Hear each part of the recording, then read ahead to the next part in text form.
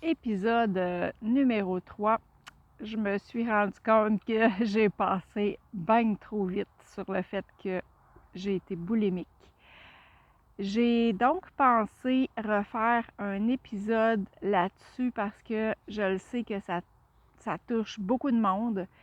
Et quand tu es en crise, quand tu es pogné avec ces problèmes de santé-là, de voir quelqu'un qui s'en est sorti, ben c'est sûr que ça donne la motivation de poursuivre, de continuer d'essayer de trouver sa façon à soi de s'en sortir. On s'entend que ça fait au-dessus d'une trentaine d'années de ça. Donc, si je commence quand même par vouloir être honnête, je vais t'avouer que je me souviens pas, je le sais que j'ai dû faire de la thérapie, mais je me souviens pas des outils qui m'ont été proposés. Mais en même temps, ça a tellement évolué depuis. On le sait que toutes les maladies sont reliées à notre corps qui nous parle. Donc, je vais partir de mes connaissances que j'ai maintenant. Comme j'ai mentionné dans le dernier épisode, je voyais ma mère faire. Puis même si je me rappelle très bien que je trouvais vraiment ça dégueu, fouille-moi ce qui s'est passé dans ma tête. C'est tout le temps dans l'inconscient, mais à un moment donné, tu te retrouves que c'est toi qui as le trouble. C'est toi qui fais les mêmes agissements que tu trouvais ça donc bien dégueulasse. Dans cette période-là, dans l'intensité, ça a duré quelques années. Et écoute, ce que je faisais, c'était épouvantable. Je me souviens très bien que moi, les buffets chinois, là, je pouvais goûter à tout. Quand même qu'il y avait 5 espaces de nourriture. C'est ça. Je te laisse une petite mèche tannante. Hein? Je te laisse. C'est ça. Je ne mettrai pas les mots là-dessus, c'est pas nécessaire. Je te laisse imaginer. Je mangeais par compulsion, je mangeais par ennui. Je me souviens que j'essayais, c'était dans une époque où est-ce que j'avais à peine de quoi manger en plus. À peine de quoi remplir mon frigidaire, c'est pathétique. Mais je me souviens que j'ai manqué me faire tuer dans le chemin. La façon que je fonctionnais à cette époque-là, dans mon mental, c'est que je me disais, puis en plus j'étais sur le chômage, je vais rester à la maison le plus que je peux. Je vais essayer de tout faire pour me changer les idées. Puis si ça ne fonctionne pas, bon, ben OK, je vais aller. Je me donnais une autorisation. J'étais maniaque de chocolat, maniaque de sucré. Évidemment que, peu importe ce que je me disais, je me souviens que j'allais traîner dans les magasins en me disant que ça va me changer les idées, là, et en sachant très bien que j'avais zéro argent pour m'acheter quoi que ce soit. Et là, quand que la journée, l'après-midi s'était passée, je me disais, si je pense encore à ça, OK, je m'en vais au dépanneur, je m'achète des barres de chocolat. Je dis des parce que c'était souvent juste une. Souvent plus qu'une. Donc, écoute, je me souviens d'avoir coupé des vannes. Tu sais, quand les vannes tournent, l'espace, ils prennent la voie de gauche, c'est pas pour rien. Hein? Coupé sur l'autoroute, écoute, je n'avais qu'une chose en tête. Quand j'arrivais au dépanneur m'acheter ces barres de chocolat-là, j'étais même pas capable de me rendre à la maison pour les manger. Là. Je les mangeais dans l'auto, une après l'autre. C'était dans des pires épisodes que j'ai vécu. À un moment donné, j'étais même plus capable d'aller aux toilettes parce que mon corps ne voulait plus rejeter ce qu'il avait mangé. Trop mangé pour être capable de me coucher puis de dormir. Je couchais sur le divan assis, je dormais sur le divan assis. C'était la seule position que je trouvais pour dormir. Écoute, ça n'a pas été des épreuves faciles. Là. Puis, c'est ça. dans les derniers temps, où est-ce que j'ai comme vraiment allumé que je me mettais en danger dans le chemin, c'est là que j'ai fait non, ça marche pas là. J'ai besoin d'aide. Et c'est là que j'ai été consultée.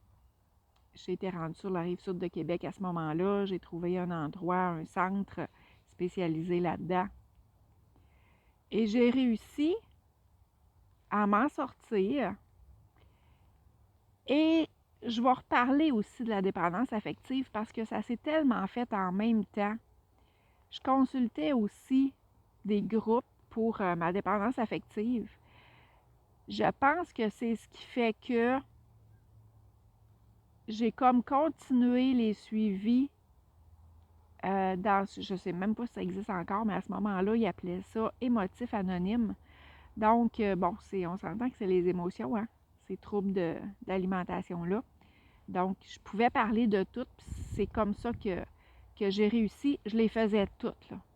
Je faisais dépendance affective, je faisais alcoolique anonyme, même si je me considérais pas comme avoir ce problème-là. Je faisais les NA. Je les faisais toutes pour avoir du soutien plusieurs fois par semaine. Ça a été comme ça que j'étais un peu intense, ça a toujours été. Hein?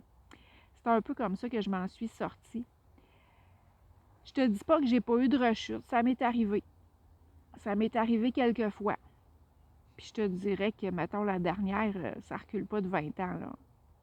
Ça recule de quelques années, mais c'est pas quelque chose que tu tournes la page, tu règles, merci, bonjour, tu n'auras plus jamais ce trouble-là. Là. Fait que, après ça, oui, c'est ça.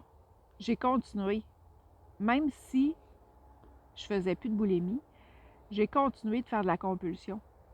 Et ça, je te dirais que c'est jusqu'à les dernières années où est-ce que là, j'ai embarqué dans la croissance personnelle à fond, là. Mais c'est ça. Je m'ennuyais, j'allais ouvrir la porte du frigidaire. Ce que je m'étais trouvé comme truc, c'est de toujours avoir des légumes sous la main. Fait que je passais mes rages en mangeant, mais des légumes. Des cornichons, là, je sais pas pourquoi, là, mais ça coupe la faim. Je me suis trouvé quelques petits trucs comme ça. Mais si, au lieu de faire comme dans les 2 premiers épisodes où est-ce que je te parle de tranches de vie, d'âge, si là, je prends comme toute ma vie et que je ne parle que de troubles alimentaires à partir de ce moment-là, jusqu'à, je vais te dire récemment, dans le sens que même si j'avais plus les troubles, j'ai tellement compris de choses en faisant les formations de croissance personnelle que j'ai faites. Puis écoute, des régimes là, dans ma vie, quand même, là, j'en ai fait un puis un autre. Pas longtemps parce que je tenais jamais ça bien longtemps. Fait que, écoute, calculer ses quantités de calories, les quantités à manger. À l'époque, puis à un moment donné, t'en fais tellement qu'il n'y en a même plus un qui marche, là. Je pouvais jeûner et je ne perdais zéro rien sur la balance. Je suis sûre que, c'est ça, il y a tellement de gens qui sont dans cette situation-là. C'est pour ça que je me permets de partager aussi à ce sujet-là. Mais c'est ça, mon préféré à l'époque, pour ceux qui ont un certain âge, vous avez peut-être connu ça, c'était Montignac. Ah, que ça, j'étais capable de suivre ça religieusement parce que je pouvais manger à volonté. J'avais, tu sais, déjà à cette époque-là, on comprenait que les glucides étaient néfastes. Puis là, à cette heure, il y a de quoi de similaire un peu qui appelle keto. Je me suis jamais vraiment plus informée à savoir qu'est-ce qu'était le keto parce que moi, dans le Montignac, c'était simple, viande, légumes, merci, bonjour. À peu près même pas de fruits. Puis, là, après ça, dans ma première phase de cheminement personnel, où est-ce que je me suis retournée vers les produits naturels, ça venait avec un programme. Mais comme ça m'a appris beaucoup de connaissances, puis comme je suis intense et que je vais fouiller dans les sphères qui m'intéressent, évidemment, mais que je vais approfondir, c'est là où est-ce que j'ai pris conscience de tous les effets négatifs sur notre corps que sont les glucides. Les bons glucides, les mauvais glucides, notre intestin, tu as déjà entendu ça sûrement, qui est notre deuxième cerveau. Je pourrais approfondir là-dedans, mais c'est pas le but du vidéo. Mais bref, honnêtement, à ce jour, c'est beaucoup avec ça que je m'en suis sortie. Parce que quand tu comprends réellement ce que tu manges, ben tu n'as vraiment plus envie de manger ça. Ça va faire le tour de ce que je mange. Question produits, je vais dire.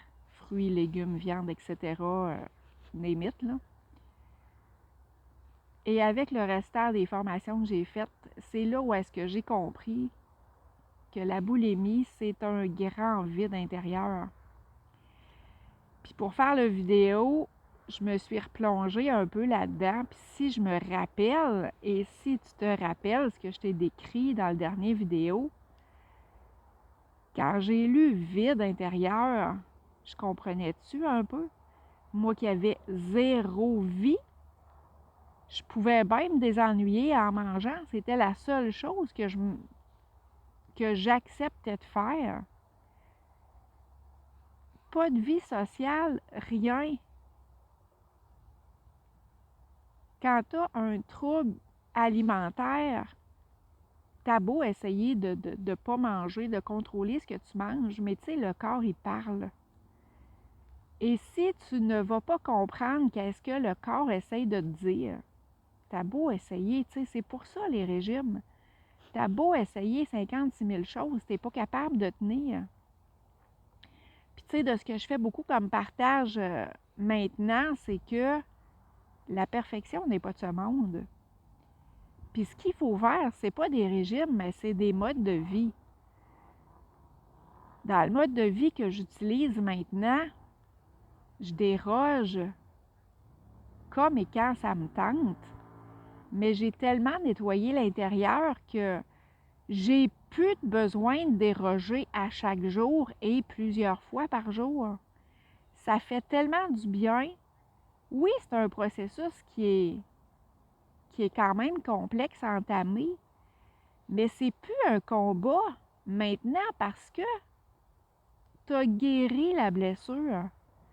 Tu sais, moi, cette heure, le monde me mange des chips, du chocolat, tout ce que j'étais pas capable d'arrêter de faire. Moi, à l'époque, si je m'achetais un gros sac de chips, même dans un party, je le partageais pas, là. Je le gardais sur moi et je voyais le fond pas très longtemps après l'avoir ouvert.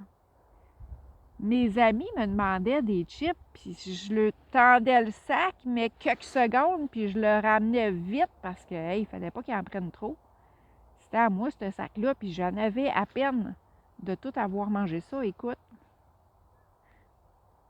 tu sais, quand je regarde ces années-là, j'ai juste envie de me prendre dans mes bras, puis de me faire un gros câlin, puis de faire comme pauvre enfant.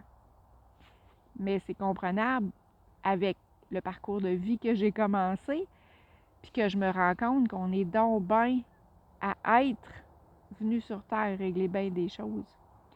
Fait que tu sais, t'imagines que tu vas régler ça et que ça fait en sorte que après, tu vois les gens consommer des choses que tu étais accro puis que ça te passe 10 pieds par-dessus la tête. C'est intense à faire, mais ça fait tellement de bien. C'est tellement libérateur. Puis encore pour te rappeler mon titre qui est d'alchimiste nomade, ce n'est pas pour rien. C'est l'alchimie de ta vie et le côté nomade, c'est la liberté. Mais tu sais, la liberté, c'est pas juste physique. Tout commence par l'intérieur.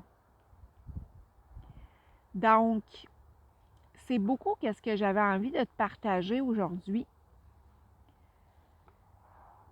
Les troubles alimentaires, les phases de vie que j'ai faites, la boulimie, la compulsion, et à ce jour, l'équilibre, la compréhension, comme je t'ai dit, des aliments que je consommais, de ce que ça vient endommager dans ton corps, puis ce dont les aliments sont remplis. C'est voulu qu'on soit accro. Ce qu'ils veulent, c'est qu'on rachète un autre sac de chips, de bonbons, de n'importe quoi. Il y a des aliments là-dedans, des ingrédients. Si tu n'es pas capable de lire, c'est que c'est pas bon pour ta santé. Fait que c'est normal qu'on tombe dans le panneau puis qu'on ne soit pas capable de s'en sortir. Ça devient une drogue au même titre que n'importe quelle drogue. Et au risque de me répéter, quand tu comprends qu'en arrière de tout ça, la source, c'est un besoin émotionnel non comblé, ben oui, ça prend le courage d'aller chercher c'est quoi ces blessures-là. Tu sais, oui, un mode de vie vide, mais pourquoi je m'imposais ça? D'aller les comprendre, les voir, les guérir et de faire en sorte qu'après, tu es juste porté à consommer mieux, tu penses santé et tu as envie de t'alimenter santé, ça t'amène à bouger plus, ça t'amène à plein de belles choses dans ta vie. C'est fini le combat.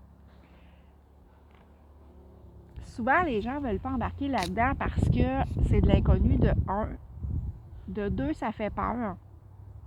Puis tu sais, ce qu'on connaît, c'est confortable, même si on souffre. Et qu'on va endurer des souffrances juste parce que celle-là, on la connaît, puis qu'on a peur de l'inconnu. Mais quand on ose mettre le pied là-dedans, qu'on ose regarder à l'intérieur, c'est là où est-ce que, après, comme tu vois, j'aime être dehors et ça vient des fois avec des bruits de gens qui aiment aussi être dehors. Donc, c'est ça, c'est la libération émotionnelle après le bien-être. Ça n'a juste pas de mots. Fait que s'il y a des choses qui te parlent là-dedans, gêne-toi pas de venir me jaser. Je suis beaucoup Facebook, tranche d'âge probablement. Si tu aimes le genre de choses que je partage ou que si tu connais des gens qui vivent des choses similaires à ce que j'ai vécu, n'hésite pas à partager, like, abonne-toi à ma page. Faisons bouger l'algorithme parce que moi, dans mon but de tout ça, là, c'est d'être une lumière. La lumière que j'ai été chercher en moi, c'est de la faire refléter sur le plus de monde possible, d'être une lueur d'espoir. Je vais te parler éventuellement aussi du processus que j'ai fait dans ma libération de dépendance affective. Mais ce que j'ai le plus aimé, c'était quand on pouvait partager avec des gens qui s'en étaient sortis. Pas juste des gens qui ont le problème et qui sont au cœur du problème maintenant, mais de voir des gens qui, après un cheminement, sont libres, sont bien, sont heureux, ils ont une belle lumière, une belle énergie. Ça stimule et ça motive de marcher ce chemin-là. Fait que c'est mon but au travers de toutes ces vidéos-là. Fait que si on est capable, puis je suis pas toute seule, on est plein, peu importe à qui tu es abonné, partage, même si des choses ne te touchent pas, tu ne sais pas qui dans tes amis peuvent voir ça et que ça peut amener une lueur d'espoir par rapport à ce qu'ils vivent. Fait que je te souhaite une excellente journée et je vais arrêter ça là parce que des fois, comme cette semaine, je change d'idée du prochain sujet. Fait qu'on va laisser carte blanche, mais j'ai une bonne idée de ce qu'on va jaser à l'épisode numéro 4. Alors, merci et bonne journée.